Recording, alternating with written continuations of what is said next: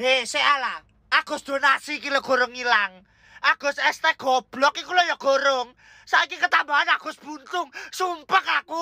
Atek kasusnya iku lho gak masuk akal. Jere memperkaos wong 13. Ya Allah, Gus.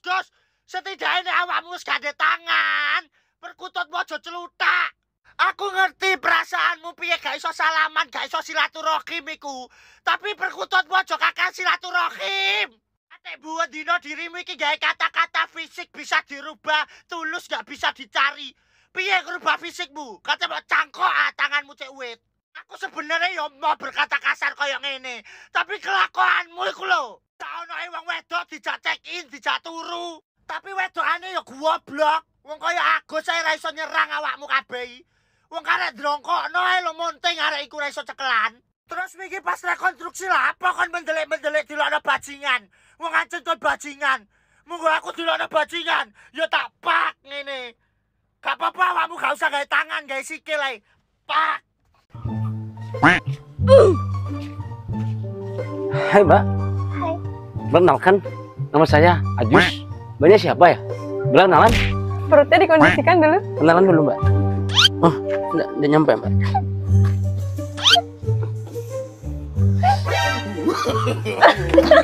No. Jual apa ya Mbak ya? Jual somai. Oh, jual somai. Saya punya kata-kata buat Mbaknya. Ya boleh silakan. Fisik bisa di...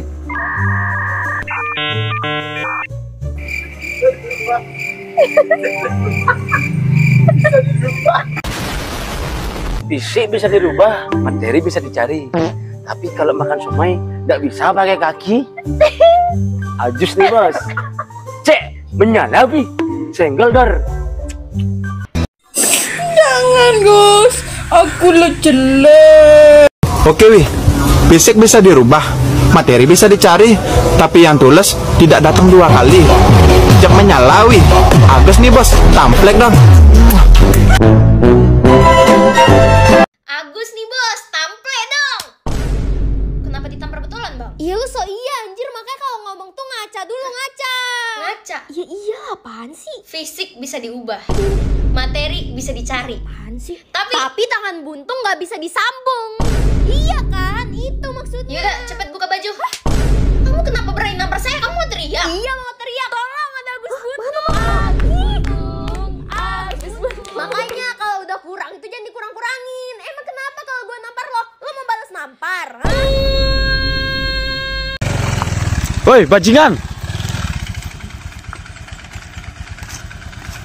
Apa? Kata-katanya Gus. Fisik bisa dirubah, materi bisa dicari, tapi yang tulus nggak datang 2 kali. Jik menyala wih. Agus nih bos, tempeleng dong. Mau kok tempeleng? Pakai apa?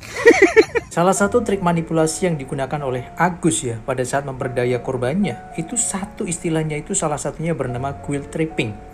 Di mana istilah trik manipulasi ini merujuk kepada membuat seorang target itu merasa bersalah sampai ke level yang sangat ekstrim. Jadi ketika orang ya di trik manipulasi guilt tripping ini dia akan merasa sangat-sangat down karena si pelaku ini menggiring dia ya mencoba untuk menggali kesalahan-kesalahan dia dan kemudian mempertajam kesalahannya sehingga si korban ini merasa sangat tidak berdaya. Selanjutnya si pelaku ini akan menempatkan dirinya sebagai malaikat penolong yang satu-satunya bisa menyelamatkan orang tersebut. Ini salah satu trik manipulasi yang sangat powerful ya. Dan saya sudah merangkum ya semua trik manipulasi yang dilakukan oleh Agus dan juga orang-orang yang sangat berpengaruh ya. Dalam sebuah manuskrip yang kalian bisa cek link di bio, di sana ada kurang lebih sekitar 100 lebih trik manipulasi yang bisa kalian kuasai yang fungsinya itu nantinya ya digunakan untuk hal-hal positif aja. Jangan sembarangan ya. Karena ini hanya orang-orang tertentu saja yang boleh melakukan ilmu ini. Jadi langsung aja cek link bio. Ketika Agus buntung lewat kampung. Woi, Agus, buntung. Bajingan, acengan.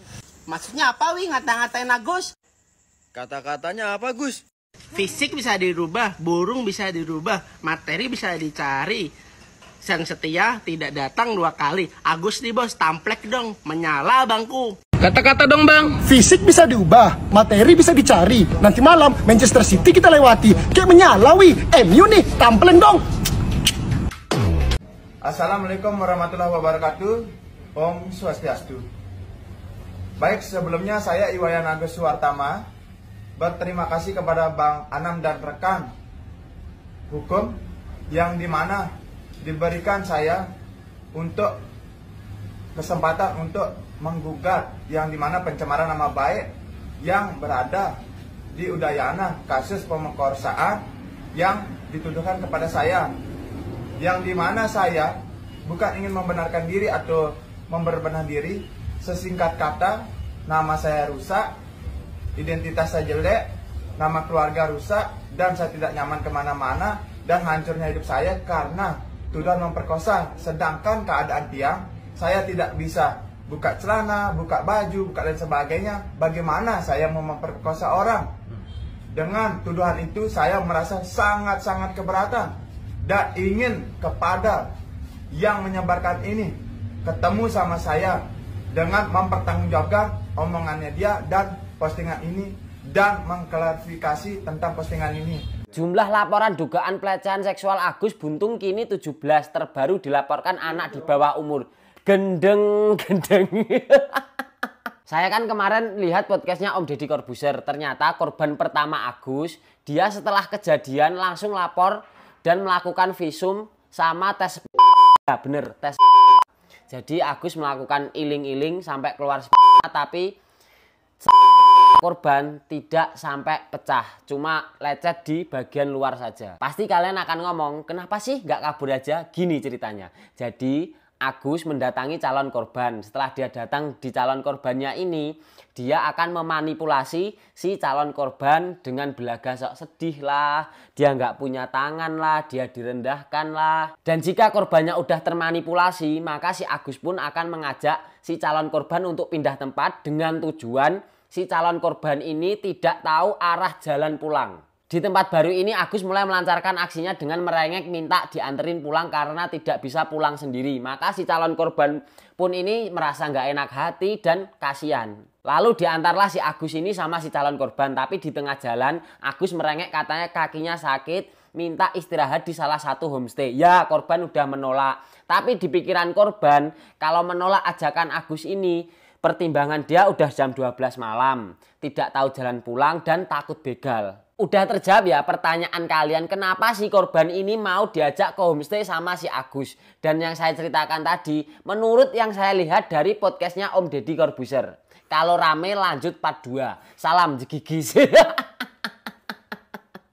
Mantra Agus Buntung dalam memperdaya wanita. Baru-baru ini lagi viral di berita tentang Agus Buntung yang tidak memiliki lengan tapi bisa melecehkan 15 wanita. Dan katanya ada mantra khusus. Namun ternyata setelah saya membaca di berita, mantra khusus apa sih yang dikatakan oleh Agus Buntung ini? Ternyata dia mengucapkan kata-kata yang menginspirasi perempuan, yang menguatkan perempuan, yang mensupport dan mendukung perempuan, sehingga akhirnya perempuan ini merasa dipahami, dimengerti, dan akhirnya mudah percaya kepada laki-laki. Nah, biasanya memang orang yang mudah melecehkan perempuan, biasanya mereka memiliki pola, mereka dapat menekan titik emosi. Kita kalau mau supaya lawan bicara itu bisa mendengarkan, maka kita harus menyentuh titik emosionalnya dia. Ketika otak yang berperan di dalam emosi itu bekerja, maka seseorang itu kadang bisa tidak lagi memiliki logika. Karena otak untuk emosi itu lebih primitif daripada otak yang untuk kognitif, untuk berpikir. Ketika seseorang ditekan di pusat emosinya, maka dia kadang menjadi terbawa oleh perasaan dan tidak lagi menggunakan logika, sehingga mudah untuk mempercayai laki-laki. Di sini menjadi peringatan keras untuk para wanita untuk tidak boleh hanya sekedar mengandalkan perasaan, tapi juga harus berani untuk berkata tidak dan mengandalkan logika berpikir. Mau bahas kasus yang Agus Buntung? Ya, kan ada 2 Agus, kita bahas yang Agus Buntung dulu karena ini berkaitan dengan pelecehan seksual. Dan lucunya, pelecehan seksualnya dilakukan sama orang yang maaf, disabilitas, gak punya tangan, punya kaki aja loh, tapi dia bisa. Nah, itu karena dia melakukan manipulasi emosional sama anak-anak remaja yang logiknya belum terlalu jalan, terus punya rasa gak enakan. Jadi kalau dari riwayatnya, katanya dia bilang kalau nggak bantu apa segala macam, aku kan disabilitas kok kamu jahat. Terus dia minta tolong untuk bukain celananya untuk buang air kecil gitu ya. Nah begitu sudah ditolong, menurut kronologis dia tuh videoin momen dimana dia ditolong dibukain celana sama anak perempuan itu, lalu gak ngerti cara videonya tuh gimana ya. Masih belum tahu kronologis detailnya. Nah setelah ditolong dia mengancam si anak remaja ini, kalau misalnya kamu gak mau melayani saya, tanda kutip gitu ya, secara seksual, saya akan sebar video ini, terus kamu nanti akan dipaksa nikah sama saya berdasarkan adat setempat gitu.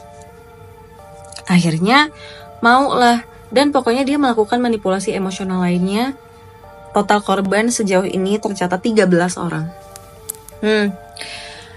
Itulah, gak selamanya empati kita itu akan dimanfaatkan dengan baik sama orang.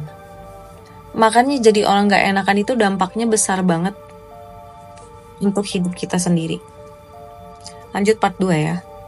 Kok kasusnya si Agus ini makin absurd ya? Masa iya sih ibunya ngebantuin si Agus Buntung sebagai komplotannya? Jadi ya balik lagi guys dengan kasus Agus Buntung yang baru-baru ini viral karena menjadi tersangka atas kasus play. Yang lebih gilanya korbannya ini makin bertambah. Dari yang kemarin itu 15, sekarang terakhir yang gue baca tuh 19 korban. Kayak wah. Akhirnya gue coba untuk cari beberapa artikel kan, dan gue menemukan yang diduga modus dari Agus Buntung ini. Modus untuk mendapatkan korbannya guys, dimana Agus itu ternyata mendekati korban yang duduk sendiri di Taman Udayana atau Taman Sangkareang, Kota Mataram. Nah ternyata korbannya ini yang lagi duduk sendiri itu di profiling guys sama Agus. Asumsinya kalau dia duduk sendiri berarti ya ini orangnya sedang galau lah. Dan maaf, dengan kondisi disabilitasnya, Agus ini datengin korban guys. Dia bercerita ke korban sampai akhirnya mendapatkan simpati dari korban. Ditaruh rasa iba dan kepercayaan dari korban kepada si Agus ini. Dicoba sama Agus supaya korban ini menaruh rasa iba dan juga rasa kasihan guys. Rasa kasihan ke Agus ini kan. Nah akhirnya korban ini kan menjadi iba. Hal itu dimanfaatkan sama Agus untuk menggali informasi yang lebih dalam lagi. Sampai akhirnya informasinya ini merujuk ke arah yang lebih sensitif dan juga privasi kan dari korban. Baru inilah yang menjadi senjata dari Agus Buntung sendiri untuk mengancam para korbannya. Ya bahasanya ketika udah dapetin aib-aibnya guys, udah dapetin rahasia-rahasia yang privasi dan juga sensitif, Agus ini mengancam kalau misalkan dia bakal menceritakan aib-aib ini ke orang tua korban, bahkan teman-teman terdekat korban, sampai akhirnya korban ini terintimidasi dan mau menuruti permintaan Agus untuk melakukan aksinya di homestay yang emang sering ditinggalin sama si Agus ini guys. Terus banyak juga kan pertanyaan dari netizen yang kenapa nggak banyak yang kabur, kenapa nggak ada yang kabur atau mungkin teriak. Memang banyak yang bisa kabur guys, tapi diancam lagi sama Agus kalau misalkan dia teriak atau mungkin kabur ini bisa digerebek dan juga mereka bakalan dinikahin. Jadi diancam lagi sama Agus untuk dinikahkan guys. Nah kemarin tuh sempat viral lagi guys suara rekaman si Agus sama salah satu korban. Kalian silahkan cari sendiri. Nah ternyata hal ini dikonfirmasi sama Agus kalau memang itu adalah suaranya dia. Tapi di depan media dia mengeluarkan statement kalau dia tuh nggak punya maksud sama sekali untuk memanipulasi korban atau merubah pikiran. Dan Agus pun ini ya bersumpah kalau misalkan dia tuh nggak punya ilmu apa-apa. Nah ini yang gue makin bingung guys jadinya. Ada muncul kabar lagi kalau ibunya ternyata merupakan komplotan dari Agus. Dimana kabarnya ada beberapa korban Agus yang diiming-imingi emas 1 kg jika mau melakukan aksi tersebut dengan Agus. Tapi jika korban menolak, maka Agus akan menyuruh korban untuk menelpon ibunya guys. Jadi awalnya tuh diiming-iming dulu, nanti dikasih deh emas 1 kg. Tapi ketika korbannya nolak, disuruh telepon ibunya si Agus untuk ngobrol. Nah di sini kabarnya ada pembicaraan yang aneh antara korban dan juga ibunya si Agus ini, sampai akhirnya seakan-akan si ibunya Agus ini menyetujui untuk memberikan emas 1 kg ini guys, emas 1 kg kepada korban. Lama-lama makin terkuak aja ya, maksudnya makin gila ini kasus. Bener-bener pusing gue sebenarnya. Tapi balik lagi guys, pastinya kan si Agus dan juga ibunya ini masih menolak semua pernyataan dan juga semua berita-berita yang ada di media kan, yang pastinya menjelekkan nama mereka ya. Gue pun sebenarnya masih belum bisa ngambil kesimpulan yang mana yang benar dari berita-berita yang ini guys. Walaupun memang udah sampai ada reka adegan dan lain-lain ya, tapi ya tetap hati-hati aja sih guys untuk pilih-pilih berita ya. Yang pasti ya, kita tunggu aja statement dari kepolisian soal kasus ini. Karena gue harap kasusnya cepat selesai dan memang beneran terkuak kalau misalkan dia ini bersalah apa enggak. Dan gue pun berharap kalau misalkan si Agus ini terbukti bersalah atas aksinya, ya gue harap hukumannya juga setimpal dengan apa yang dilakukan sih. Tapi balik lagi ke kalian, menurut kalian gimana soal kasus ini? Apakah masih masuk akal ke kalian atau nggak tahu deh, pusing. Next kita bahas apa lagi? Jangan lupa follow, jangan lupa komen.